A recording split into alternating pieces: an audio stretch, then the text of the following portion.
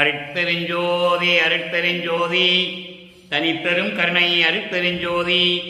எல்லா உயிர்களும் இன்புற்று வாழ்க, வள்ளல் மலரடி வாழ்க வாழ்க, கொல்லா விரதம் குவளை எல்லாம் ஓங்குக, நல்லோ நினைத்த நலம் பெறுக, நன்று நினைத்த எல்லோரும் வாழ்க இசைந்து. உலக மக்களே, அறிவார்ந்த அன்பர்களே, ஆண்மநேய ஒருமைப்பாடுடைய அன்பர்களே, நமது இறைவன் வல்லற்பமானவர்கள் நமக்கு அருளிய திருவருட்பாவில் 3ஆம் திருமுறையில் 2ஆம் பதிகத்தில் இருக்கின்ற பாடலுடைய விளக்கங்களை பார்த்து கொண்டிருக்கிறோம். 2ஆம் பதிகம் நாரையும் கிளியும் நாட்டுறும் தூது என்ற தலைப்பிலே 10 பாடல்களை நமக்கு இறைவன் வல்லற்பமானவர்கள் அருளியிருக்கிறார்கள். அதை நாம் பார்த்து கொண்டிருக்கிறோம். இதுவரையில் 3 பாடலுடைய விளக்கங்களை பார்த்திருக்கிறோம். இன்று 4வது பாடல். முதல் நாளிலே நாரையை தூது அனுப்புவார், 2வது நாள் கிளிகளை தூது அனுப்புவார், எந்த பதிலும் வரவில்லை. 3வது தடையாக நேற்று பார்த்த பாடலிலே நாரையை தூது அனுப்பினார். இன்று மறுபடியும் கிளிகளை தூது அனுப்புகிறார். என்ன சொல்லி தூது அனுப்புகிறார் என்பதை பார்க்க போகிறோம். இதற்கு முன்னால் இதுவரை பார்த்த பாடலுடைய விளக்கங்களின் ஒரு சுருக்கம், முன் சுருக்கம். வல்லற்பமானவர்கள் சமயங்களும் மதங்களும் மார்க்கங்களும் சார்ந்திருந்த காலகட்டங்களில் இந்த மண்ணுலகிற்கு அருட்பெருஞ்சோதி ஆண்டவரால் வருவிக்க உற்றார். வருவிக்க உற்றதிலிருந்து 9 ஆண்டுகள் வரையிலும் எந்த நிலையில் இருக்கின்றோம் என்ற நிலை அவருக்கு தெரியாது. மனக்குழப்பத்திலேயே இருந்து கொண்டிருக்கிறார். எந்த நிலை, எதற்காக இந்த மண்ணுக்கு வருவிக்க உற்றோம் என்ற நிலை அவருக்கு அப்போ தெரியாது. 9 ஆண்டுகள் கழித்து இறைவன் தன்னை ஆட்கொண்ட பிறகு அவருடைய மறைப்பு நீங்குகிறது. மறைப்பு என்பது ஏன் இந்த மண்ணுக்கு வருவிக்க உற்றோம் என்ற நிலை மட்டும் தெரிகிறது. இறைவனுடைய அருள் கிடைக்கவில்லை. மறைப்பை நீக்கிவிட்டு தந்தை சென்று விடுகிறார். அந்த நிலையில் சமயங்களும் மதங்களும் மார்க்கங்களும் சூழ்ந்திருந்த காலகட்டங்களில் இறைவனை பார்ப்பதற்காக திருவெற்றியூர் செல்லுகிறார். திருவெற்றியூர் தெருவிலை நின்று கொண்டு இறைவன் பவனியை பார்ப்பதற்காக நின்று கொண்டிருக்கிறார். இறைவன் தன் மகனை பார்த்தவுடனே, மகன் இங்கு நிற்கிறான், இவன் கையில் அகப்படக்கூடாது என்பதற்காக மகனை திரும்பி பார்க்காமல் திருவொற்றியூரிலே வீதிகளிலே சிவபெருமான் ஓடுகிறார். இங்கே தியாகராஜ பெருமான் என்று சொல்லுவார். திருவொற்றியூரில் இருக்கின்ற இறைவனுக்கு தியாகராஜ பெருமான் என்ற பெயர் உண்டு. அப்போ மகனை பார்த்து இப்போ இவன் கையில் சிக்கக்கூடாது, மாட்டிவிடக்கூடாது என்பதற்காக, ஏன்னா காலங்கள் இருக்கிறது, இன்னும் ஆண்டுகள் இருக்கிறது. 51 ஆண்டுகள் வரைக்கும் இவனுக்கு 8 ஆண்டுகளாக பிரித்து பகுதியாக அருளை கொடுக்கிறார். இது நாம் திருவருட்பாவில் கண்ட உண்மை, யாராலையும் மறுக்க முடியாது. திருவருட்பாவில் அத்தனை ஆதாரங்களும் உண்டு. அப்போ இந்த முதலாவது 8இல் வருவிக்க உற்று 1ஆம் ஆண்டிலிருந்து 8 வயதுகளுக்குள், அந்த 8 ஆண்டுகளுக்குள் எப்படி அருளை கொடுத்தார் என்பதையும் பார்த்திருக்கிறோம். அதன் பிறகு 9வது ஆண்டில் ஆட்கொண்ட பிறகு, ஆண்டு 6 3 ஆட்கொண்ட அருள் கடலே என்று சொல்லுவார். 9வது அகவையில் என்னை ஆட்கொண்ட இறைவனே என்று சொல்லுவார். ஆக அந்த 9வது ஆண்டில் ஆண்டு கொண்ட பிறகு, மறைப்பு நீங்கிய பிறகு இறைவனால் வருவிக்க உற்றவன் என்று மட்டும் அவர் தெரிந்து கொண்டார். அதனால்தான் பார்ப்பதற்காக திருவொற்றியூர் சொல்லுகிறார். அங்கே மகனை பார்த்த சிவபெருமான் இவன் கையில் இப்ப மாட்டிவிடக்கூடாது, சிக்கிவிடக்கூடாது என்பதற்காக பெருவழியே ஓடுகிறார். இவரும் பின்னால் ஓடுகிறார். ஓட்டத்தை பிடிக்க முடியவில்லை என்ற பாடலுடைய பொருள்களை பார்த்தோம். அதன் பின் ஓடிய சிவபெருமான் மகனை பார்த்து நின்று காட்சி கொடுக்கிறார். அது அடுத்த நிலை. அடுத்த நிலையில் மகனை பார்த்து நின்று காட்சி கொடுக்கிறார். இறைவனுடைய காட்சியை பார்த்து மெய் மறந்து நின்ற நிலையில் மகனை விட்டு மறுபடியும் மறைந்து விடுகிறார். இப்படி காலங்கள் ஓட ஓட இறைவனை பார்க்க முடியவில்லை என்ற ஆதங்கத்தில் ஒரு காதலின் மீது எப்படி அன்பு கொண்டால் ஏங்குவாளோ, ஒரு தலைவி தலைவன் மேல் காதல் கொண்டால் எப்படி ஏங்குவாளோ,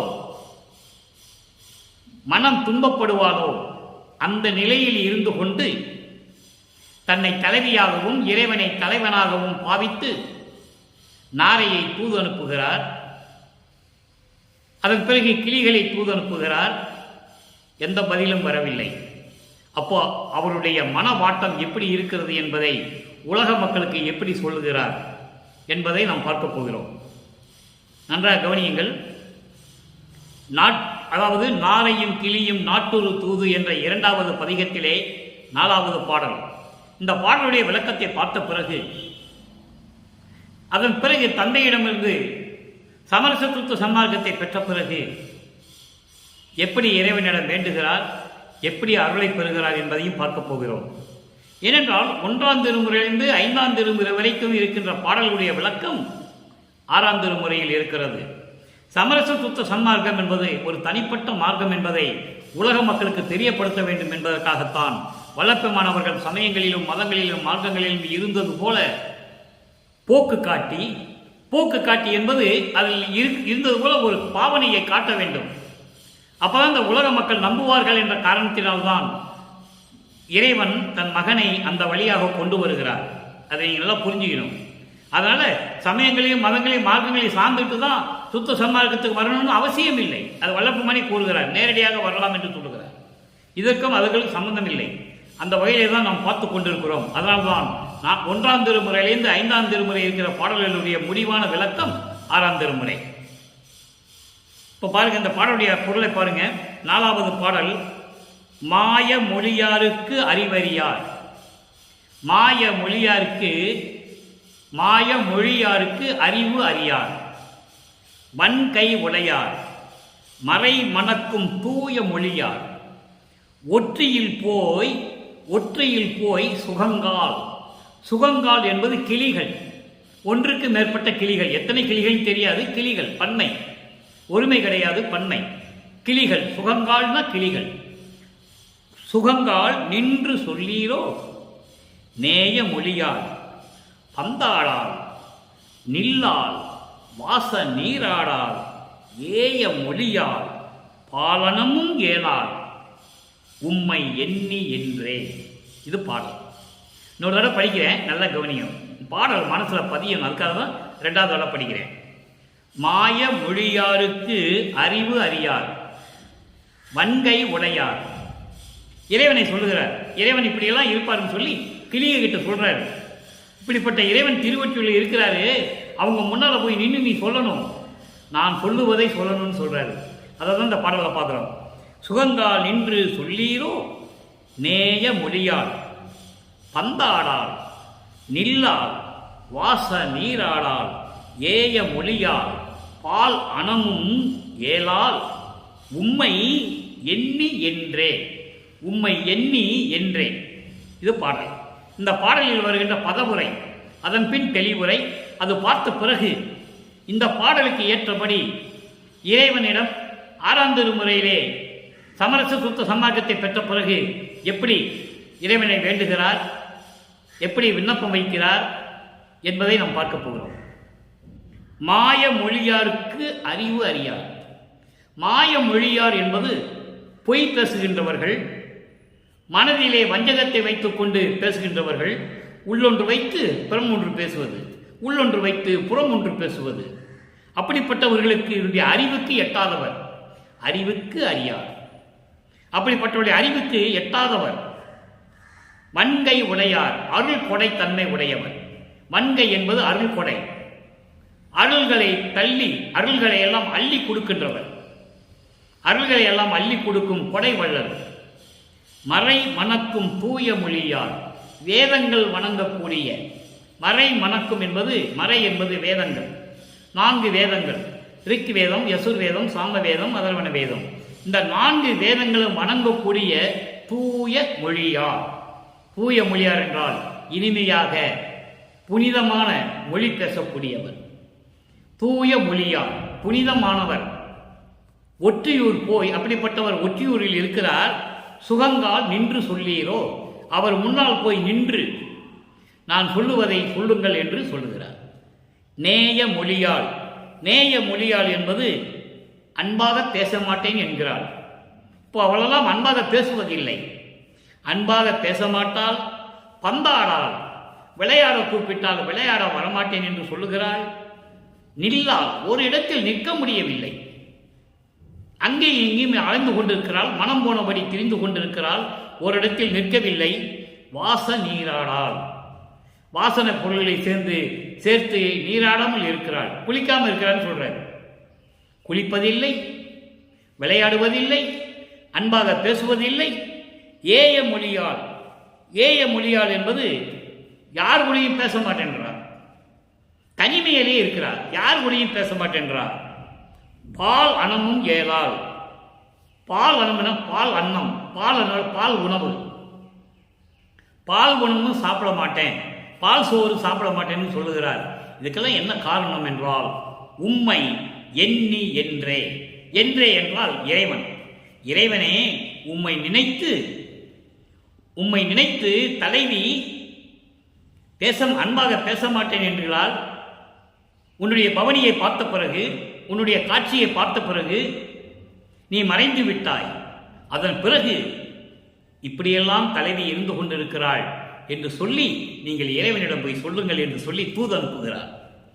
இப்போ கோர்வையாக அந்த பாடலுடைய விளக்கத்தை பார்க்க போகிறோம். நல்லா கவனிக்கணும். கோர்வையாக சொல்கிறேன். இப்போ வரி வரியாக சொல்லியாச்சு. இப்போ கோர்வையா தெளிவுரை, விளக்க உரை. அதாவது பொய் பேசுகின்றவர்களுக்கு உள்ளத்திலே வஞ்சகம் வைத்துக் கொண்டு புறம் ஒன்று பேசுவது, இப்படிப்பட்டவர்களுடைய அறிவுக்கு எட்டாத இறைவன் அவர்களை அள்ளி கொடுக்கக்கூடிய கொடை வள்ளல் தன்மை கொண்ட இறைவன், வேதங்கள் எல்லாம் வணங்கக்கூடிய புனிதமான இறைவன் திருவொற்றியூரில் இருக்கின்றார். கிளிகளே, நான் சொல்லுகின்ற வாசகங்களை கேட்டு நீங்கள் இறைவனிடம் போய் சொல்லுவீர்களோ என்று சொல்லுகிறார். இறைவனே, உன்னை பார்த்த பிறகு முதலிலே தெருவழியே ஓடினாய், பிறகு காட்சி கொடுக்கும் போது அவர் தலைவி மயங்கிய நிலையில் இருந்த போது நீ மறைந்து விட்டாய். அதன் பிறகு உன்னுடைய பவனியை கண்டு உன் அழகை ரசித்த பிறகு தலைவி அன்பாக பேச மாட்டேன் சொல்கிறாள். அன்பாக பேசுவதில்லை, விளையாடுவதில்லை, ஓரிடத்தில் நிற்பதில்லை, அங்கும் இங்குமாக மனம் அலைவாய்ந்து கொண்டிருக்கிறது என்று தெரிந்து கொண்டிருக்கிறாள். நீராடவில்லை, வாசனை திரவங்களை போட்டு நீராடவில்லை, மற்றவர்களோடு கூடி பேசுவதில்லை, தனிமையாக இருந்து கொண்டிருக்கிறாள். பால் உணவும் சாப்பிடுவதில்லை. இறைவனே, உம்மை நினைத்து வாடிக்கொண்டிருக்கிறாள், உம்மை நினைத்து வாடிக்கொண்டிருக்கிறாள் என்று போய் கிளிகள் தூது சொல்லுகின்றன, இறைவனிடம் போய் சொல்லுகின்றன. இந்த பாடலுடைய மைய கருத்து என்னவென்றால், இது தன்னுடைய மனக்குமுறலை எப்படி வெளிப்படுத்துவது என்பதற்காக தன்னை தலைவியாகவும் இறைவனை தலைவனாகவும் வர்ணித்து இந்த பாடலை ஒரு கிளிகளின் வழியாக தூது அனுப்புகிறார். இதிலிருந்து உலக மக்களுக்கு தெரிவிப்பது என்னவென்றால், உலக மக்களே, நான் இறைவனை என்னுடைய பவனியை பார்த்த பிறகு அந்த மயங்கிய நிலையில் இறைவன் மறைந்து விட்டான். அதன் பிறகு நான் எவ்வளவோ தூது அனுப்பியும் அவர் என் கைக்கு கிடைக்கவில்லை. அவருடைய பவனியை பார்த்த பிறகு நான் யாருடைய அன்பா பேசுவதில்லை, வாசனை திரவங்களோடு நான் குளிப்பதில்லை, விளையாடுவதில்லை, யாருடன் பேசாமல் நான் தனிமையிலே இருந்து கொண்டு அல்லாடி கொண்டிருக்கிறேன். இதெல்லாம் எப்படி நடந்தது என்றால், இறைவனை எண்ணி எண்ணி எண்ணி நான் வருந்தி கொண்டிருக்கிறேன் என்பதை உலக மக்களுக்கு தெரியப்படுத்துகிறார். விளக்கம் உங்களுக்கு புரிஞ்சிருக்குன்னு நினைக்கிறேன். அப்போ நாரையையும் கிளியையும் தூது அனுப்பியும் பயனில்லை. உலக மக்களே, இப்படியெல்லாம் நான் இருந்து கொண்டிருக்கிறேன் என்று சொல்லி இந்த பாடலில் நமக்கு அருளியிருக்கிறார்கள் வெள்ளப்பமானவர்கள். இதெல்லாம் சமயங்களும் மதங்களும் மார்க்கங்களும் சார்ந்து இருந்த நிலையில், இறைவன் அருள் கொடுக்காத நிலையில் இவருடைய மறைப்பை மட்டும் நீக்கிவிட்டு சொல்லுகிறார். இது நடக்கிறது, இது எந்த நிகழ்ச்சிகள்லாம் திருவொற்றியூரில் நடப்பது எந்த ஆண்டுகளில் என்றால், வல்லப்பமானவர்கள் இந்த மண்ணுக்கு வருவிக்க உற்று 9 ஆண்டுகள் கழித்து 11வது ஆண்டுகளுக்குள் இது நடக்கிறது. இந்த 3 ஆண்டுகளிலும் 9வது ஆண்டு, 10வது ஆண்டு, 11வது ஆண்டு வருவிக்க உற்றதிலிருந்து இந்த 3 ஆண்டுகளிலும் திருவொற்றியூரில் நடந்த நிகழ்ச்சிகளை எப்படியெல்லாம் இறைவனை காண சென்றார், எப்படியெல்லாம் இறைவன் இவரை பார்த்து ஓடுகிறார், காட்சி கொடுத்து விட்டு மறைந்து விடுகிறார், அதற்கப்புறம் நாரையையும் கிளியையும் தூது அனுப்பியும் எந்த பயனும் இல்லை என்பதை உலக மக்களுக்கு தெரிவிக்கிறார். அதுதான் இந்த பதிகத்தினுடைய மிக சிறப்பு அற்புதமான நிகழ்வு. இப்போ இதெல்லாம் நீக்கிவிட்டு சமரச சுத்த சன்மார்க்கத்தை பெற்ற பிறகு காலம் இந்த மண்ணுலைக்க வருவிக்க உற்று ஒரு தோராயமாக 25 ஆண்டுகளுக்கு பிறகு 32 ஆண்டுகளுக்குள் நடக்கின்ற அந்த 8 ஆண்டுகளில் என்னென்ன நடக்கிறது என்பதை நாம் ஒவ்வொரு பகுதியாக பார்த்து கொண்டிருக்கிறோம். அப்போ சமரச சுத்த சன்மார்க்கத்தை பெற்ற பிறகு பிள்ளை எப்படி இறைவனிடம் விண்ணப்பம் வைக்கிறார்? பெரு விண்ணப்பமாக. பிள்ளை என்பது செல்வ பிள்ளை. இறைவன் தன் மகனுக்கு இட்ட பெயர் செல்வ பிள்ளை. சமயங்களும் மதங்களும் மார்க்கங்களையும் சாராத ஒரு பெயர். இப்போ சைவ சமயம் என்று எடுத்துக்கொண்டால் ருத்திரன், மகேஸ்வரன், சதாசிவம் போன்றவர்களும் சிவகண பூத தலைவர்களும் எல்லாம் சைவ சமயத்தை சேர்ந்தவர்கள். பிரம்மன், திருமால், இந்திரன் போன்றவர்கள் எல்லாம் வைணவ சமயத்தை சேர்ந்தவர்கள். கௌபாரம் முருகன் சமயத்தை சேர்ந்தவர்கள். காணாபத்தியம் கணபதி என்ற ஒரு சமயத்தை சேர்ந்தவர்கள். காணாபத்தியம் சமயத்தை சேர்ந்தவர்கள். சௌரம் சூரியன், அவன் சௌரம் சமயத்தை சேர்ந்தவன். சாதகம் பராசக்தி, அருள் சக்தி, அவ ஒரு தனி சமயத்தை சேர்ந்தவன். ஆனால் இது எதையும் சாராது, எந்த மதங்களையும் சாராது, எந்த மார்க்கங்களையும் சாராது. தசா மார்க்கம், சர்புத்திர மார்க்கம், சக மார்க்கம், சமய மார்க்கம், இந்த மார்க்கங்களை எல்லாம் சாராத பெயர் செல்வ பிள்ளை என்று அவர் இறைவன் மகனுக்கு பெயரிட்ட பெயர் தான் செல்வ பிள்ளை.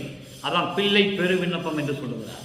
உன்னுடைய பிள்ளையாகிய செல்வ பிள்ளையின் பெரு விண்ணப்பம் என்று சொல்லி அந்த தலைப்பிலை 133 பாடல்களை அந்த பதிகத்திலே நமக்கு கொடுத்திருக்கிறார்கள்.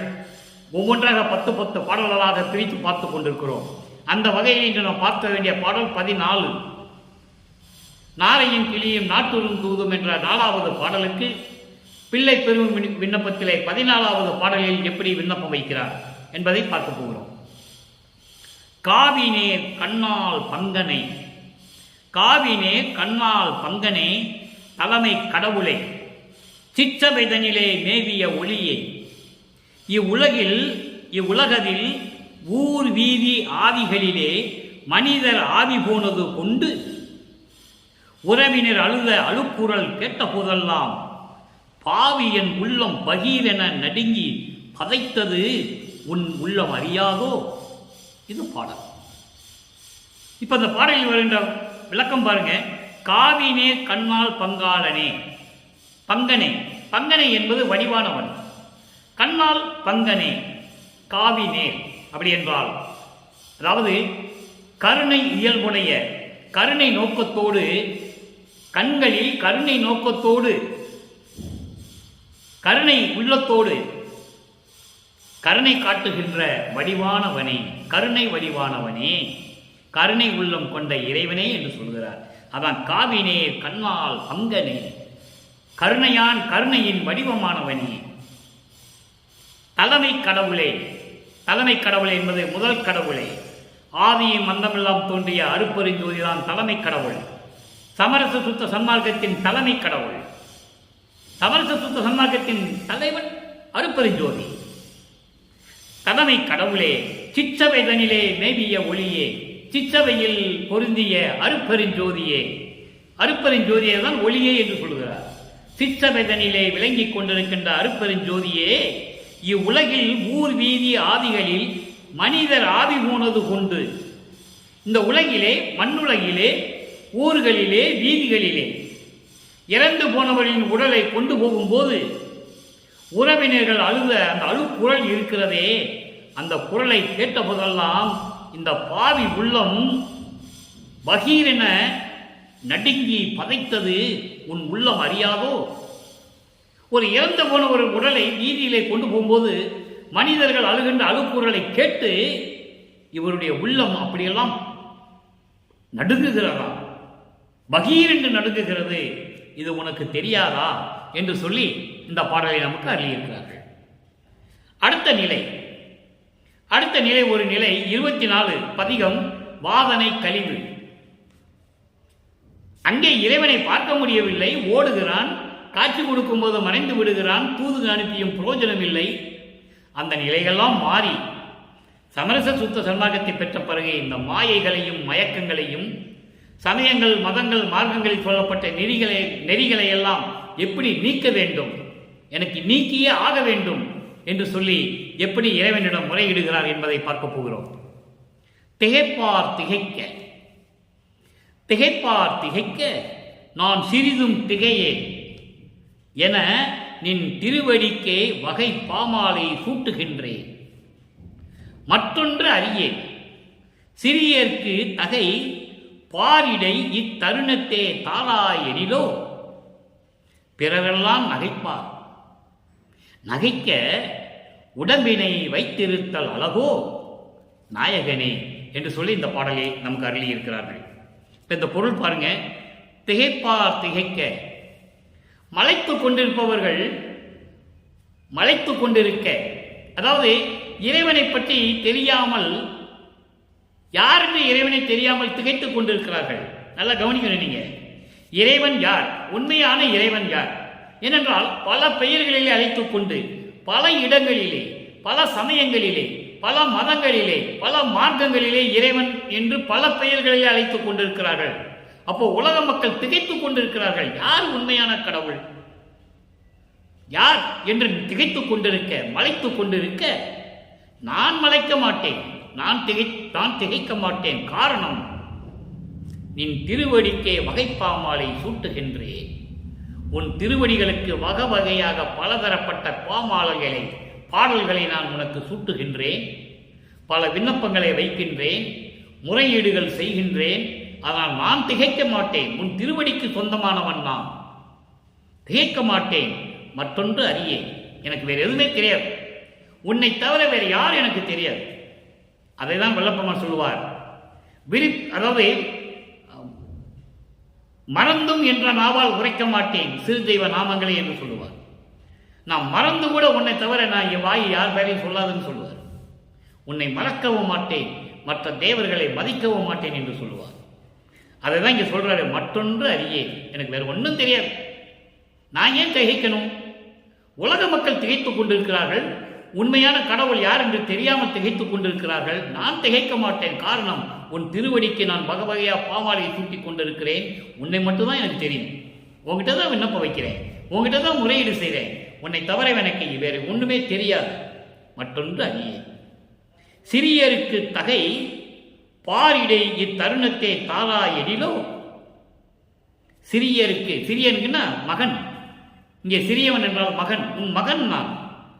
உன் மகனுக்கு தகை என்றால் அருளை கொடுக்காவிட்டால், இந்த மண்ணுலகிலே உன்னால் வருவிக்க உற்று நீ ஆட்கொண்ட பிறகு, சமரசத்து சுத்த சன்மார்க்கத்தை கொடுத்த பிறகு, இந்த மகனுக்கு நீ தகுந்த அருளை, தகுந்த சிறப்பை, தகுந்த பெருமையை நீ தராவிட்டால், இந்த உலகிலே நீ தராவிட்டால், பாரிடை என்பார் இந்த மண்ணுலகிலே, இந்த மண்ணுலகிலே உன்னால வருவிக்க உற்று அதன் பிறகு நீ என்னை ஆட்கொண்டு என் மரப்பை நீக்கி சமரச சுத்த சன்மார்க்கத்தை கொடுத்த பிறகு எனக்கு நீ அருளை கொடுக்காவிட்டால், இந்த நேரத்தில் அருளை கொடுக்காவிட்டால் பிறரெல்லாம் நகைப்பார்.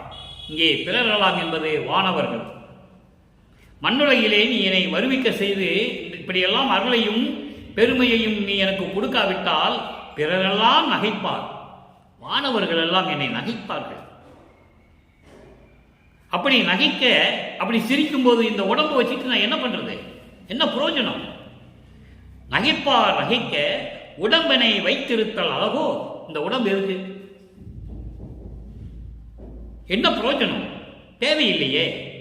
இது உனக்கு சரியாப்படுதா? நாயகனே, என்னை ஆண்ட இறைவனே, என் தந்தையே, அருட்பெருஞ்சோதியே, விரைவில் வந்து எனக்கு அருள்வாயாக என்று சொல்லி இந்த பாடலை நமக்கு அருளியிருக்கிறார்கள். அடுத்த மூணாவது நிலை, அடுத்த விளக்கம், இறுதியான விளக்கம் 35. அபயம் வேண்டுதல். அபயம் வேண்டுதல் என்பது அடைக்கலம் வேண்டுதல். எப்படி வேண்டுதல் பாருங்க, 4வது பாடல். மருளும் துயரும் தவிரும்படி. இங்க என்ன சொல்ற பாருங்க, அங்க நீ வந்து இப்போ முன்னால பார்த்த வாதனை கல்வியில தெளிவா சொல்றாரு, இத்தருணத்தை சிறியருக்கு தகை பாரிடை இத்தருணத்தை தாராயெனில் பிறரெல்லாம் நகைப்பார். நகைக்க உடம்பினை வைத்திருத்தல் அழகோ நாயகனே என்று சொல்லுகிறார். மகனுடைய விண்ணப்பத்தை கேட்டு இங்க என்ன சொல்றார் பாருங்க, மருளும் துயரும் தவிரும்படி என் மன மன்றிடை நீ வருவாய். அபயம். இருளும் பவமும் பெரும் வஞ்சக நெஞ்சினன் என்று இகழேன். அபயம் அபயம். வெருளும் கொடுவெம் புலையும் கொலையும் விடுமாறு அருள்வாய். அபயம் அபயம். அருளும் பொருளும் தெருளும் தருவாய். அபயம் அபயம் அபயம். இது பாடல். இப்போ பாருங்க, மருளும் துயரும் தவிரும்படி. மருள் என்பது மாயைகள், மயக்கங்கள். மயக்கங்கள் என்பது உலக விடயங்கள். மண்ணாசை, பெண்ணாசை, பொன்னாசை போன்ற 3 ஆசைகள். மாயைகளும் மயக்கங்களும் இந்த உலக விடயங்களும் இந்த 3 ஆசைகளும் துயரங்களும் துன்பங்களும் நீக்குவதற்காக என் மனம் மன்றிடை நீ வருவாய். என் உள்ளத்தில், உள்ளம் என்னும் சபையில், மனம் மன்றிடை என்பது என் உள்ளத்தில், மனம் என்னும் சபை, மனம் என்னும் சபையில் நீ வருவாய். நீ வர வேண்டும். அபயம் அபயம். இருளும் பவமும் பெரும் வஞ்சக நெஞ்சனன் என்று இகழேன்.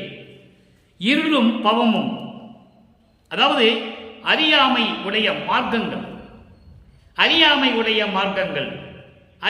உடைய மார்க்க நெறிகள், சமய நெறிகள், மத நெறிகள், அதான் இருளும் என்று சொல்லுகிறார். அடுத்து பவமும் என்பது பிறவி துன்பம் கொண்ட வஞ்சக நெஞ்சனன் என்று என்னை இகழ்ந்து விடாதே, என்னை புறந்தள்ளி விடாதே, ஒதுக்கி விடாதே என்று சொல்கிறார்.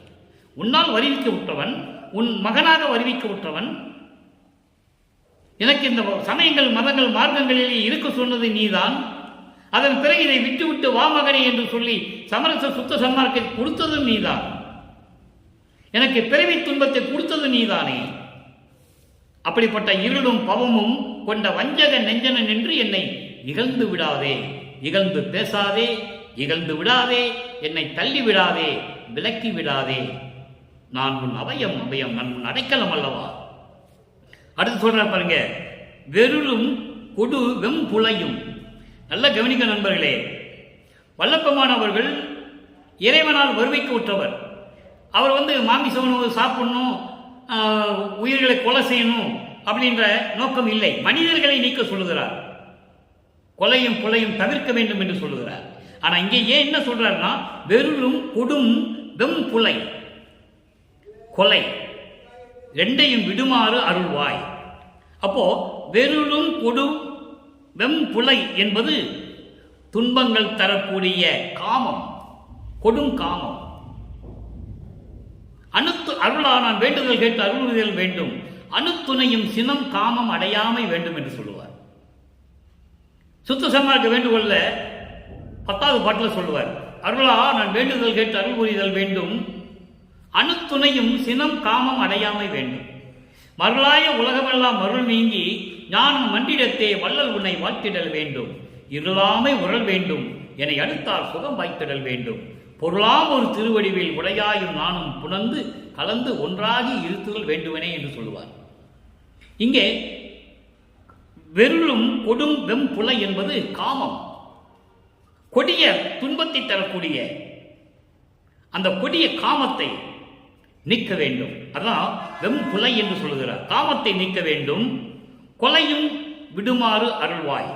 கொலை என்பது இங்கே கொலை செய்வதல்ல, அது மனிதர்களுக்காக, உலக மக்களுக்காக அவர் சொன்னார், கொலையும் புலையும் தவிர்க்க வேண்டும் என்று. அவருடைய கொலையை எப்படி தவிர்க்க வேண்டும் என்று இறைவனிடம் சொல்லுகிறார். வன் செயல்கள், தீய செயல்கள், தீய எண்ணங்கள், உயிரினங்களை துன்புறுத்தக்கூடிய அந்த செயல்கள், இதெல்லாம் எனக்கு நீ தரக்கூடாது, அந்த எண்ணத்தையே தரக்கூடாது. அப்போ கருணையும் தயவையும் தர வேண்டும், உயிர்கள் மேல் நேயம் கொள்ள அந்த உணர்ச்சியை தர வேண்டும் என்று சொல்லுகிறார். அதை தான் சொல்லுகிறார், வெருளும் கொடு வெம்புலையும் கொலையும் விடுமாறு அருள்வாய். காமத்தை நீக்கி, துன்பங்களை தரக்கூடிய அந்த கொடிய காமத்தை நீக்கி, சினத்தை நீக்கி, அந்த வன் செயல்களை எல்லாம் நீக்கி, உயிரினங்களை துன்புறுத்துதல் என்ற எண்ணத்தை நீக்கி எனக்கு அருள வேண்டும். நான் அபயம், உனது அபயம் அபயம் என்று சொல்லுகிறார். அடுத்த வரி பாருங்க, அருளும் பொருளும் தெருளும். அருளும் பொருள். பொருள் என்பது மெய்ப்பொருள். மெய்ப்பொருள் என்பது மெஞ்ஞானம். நான் ஏற்கனவே சொல்லியிருக்கிறேன். மெஞ்ஞானம். மெஞ்ஞானம் என்பது இறைநிலை, கடவுள் நிலை. கடவுள் நிலை என்பது கடவுள் நிலை அறிந்து அம்மையமான நிலை. அது 14வது நிலை. சரியை கிரியை யோகம் என்பது முன்னாங்க 12 நிலை சமயங்களையும் மதங்களையும் மார்க்கங்களையும் சார்ந்த நிலைகள்.